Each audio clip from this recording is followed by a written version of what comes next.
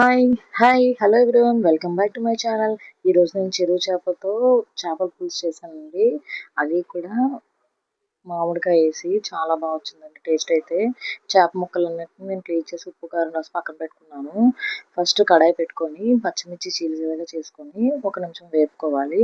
అప్పుడు నేను onion tomato ఒక 3 ఉల్లిపాయలు కొంచెం జీలకర్ర మిక్సీ చేసుకున్నానండి. మిక్సీ చేసుకున్న పేస్ట్ని కూడా వేసుకొని బాగా వేపుకోవాలి. అది కూడా బాగా వేగిన తర్వాత అల్లం వెల్లుల్లి పేస్ట్ ఉంటుంది కదా, అది కూడా బాగా వేగనివ్వాలి. వేసి ఈలోపు ఒకసారి ఉప్పు వేసుకోవాలి.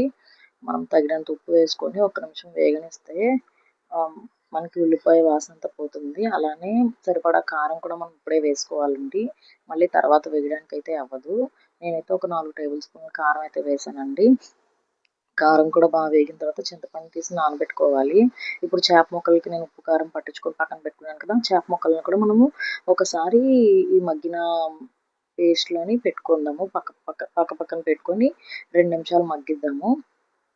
మనము గరిటె పెట్టి తిప్పకుండా ఒక నిమిషం అటు ఇటు బాండీ పట్టుకొని తిప్పుకుంటే మనకి ముక్కలు అవ్వదండి చేప అనేది ఎప్పుడైనా. అలా కూడా తిరగకపోతే ఒకసారి నెమ్మదిగా తిప్పుకోవచ్చు.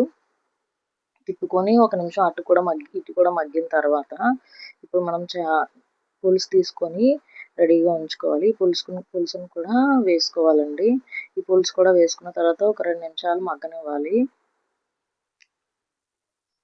ఉడకనివ్వాలి చేపని. మనకి ఆల్మోస్ట్ ఉడికిపోతుంది చాలా ఫాస్ట్గా. ఇది చేపలోని రవ్వ అండి, అంటే బొచ్చులో ఇది ఒక రకం మాట. చూసారా, మనకి ఉడికిన ఇది తెలుస్తుంది. ఇప్పుడు మనం మామిడికాయ ముక్కలు సన్నగా కట్ చేసుకొని వేసుకోవాలి చేపల పులుసులోని. ఇప్పుడు ఒక టేబుల్ స్పూన్ ధనియాల పౌడర్ కూడా వేసుకోవాలండి. ఇది మాత్రం కంపల్సరీ వేసుకుంటేనే టేస్ట్ బాగా వస్తుంది.